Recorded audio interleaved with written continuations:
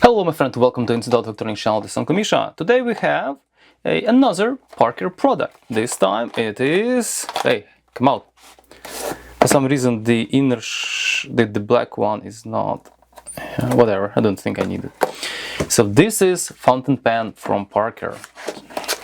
Again, it was on sale, I decided give it a try. So here we are. This is so interesting and tiny and cute pen that I don't even know what to say.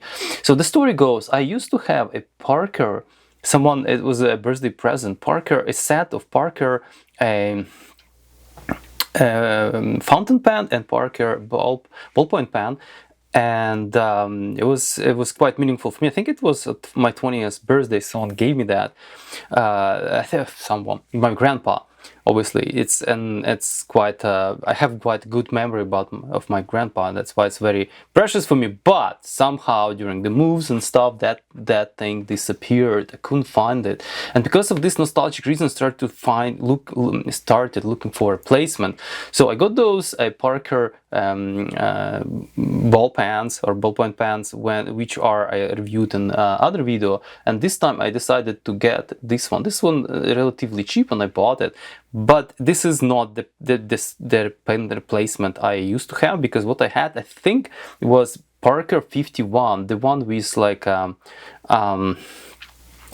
pretty much hidden nib. This one with, as you see, open nib. I'm not sure the correct nomenclature, but this one has it open, right? So, but let's just talk about this Parker pen. First of all, I want to say this is fairly small pen. I don't know what's the good idea to compare it with. I don't have anything of standard size. Yes, I do. I have AA battery. Let's give you a good reference. Hey, come on. All right. Here's AA battery. So, you know, that's not big at all, and it's actually as thick as AAA battery, maybe even thinner. All right, so yeah, that's pretty cool. Okay, so it comes in this pouch, which is generic Parker pouch. It comes with some user manual and supposedly one replacement cartridge. I got some more cartridges, mind you. They was good price as well. And this one has blue ink, which I like a lot, blue ink. So let's talk about pen itself. So it's super tiny pen. So it's, I don't know, probably for people with smaller hands. I think I have medium hands, and I'll be okay with it. But let's just zoom in a little bit closer. Okay, so here's the pen up close. I think this pen is a similar size that Jotter the regular pen or ballpoint. Okay, look at this, it's pretty much same size, same thickness. Okay, and it's obviously called Jotter as well. I think this one is medium nib, so I'd like to see how it writes.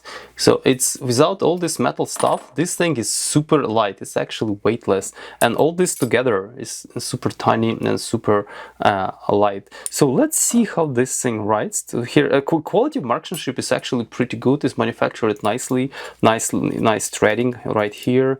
This all fits snug, and yeah, actually it's really good. And look at this, the typical Parker chevrons right here, very nice.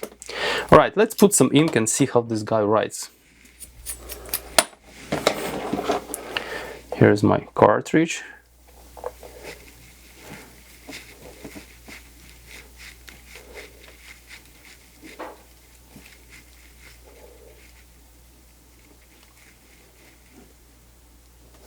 Okay, hope I did a good job of inserting that thing. Let's try to write something.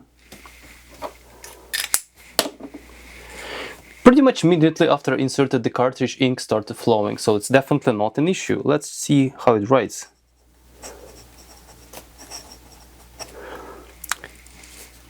So this is obviously, the paper is not for the fountain pen, because it started kind of like smearing.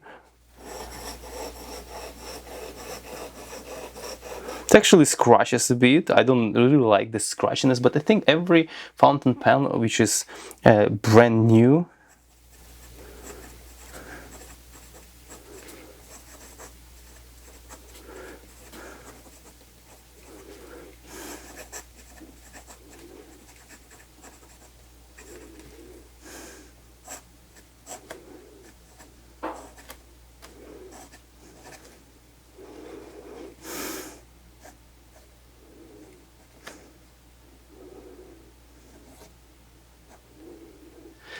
Yeah, I think every pen needs some breaking in. This one is, I think, kind of, if you write it like this, it's all right. But if you try to angle it like this, it starts to be a little bit more scratchy. So for me, I obviously need more time with this pen to write it down, to write something down.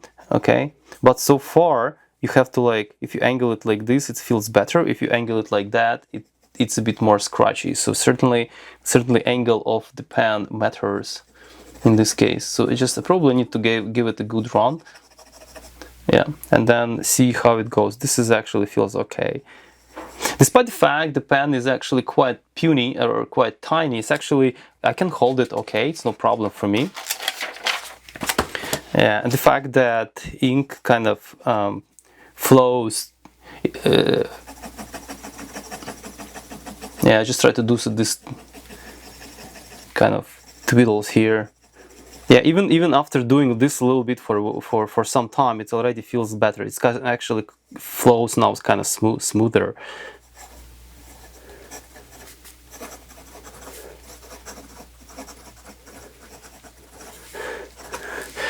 Yeah, yeah.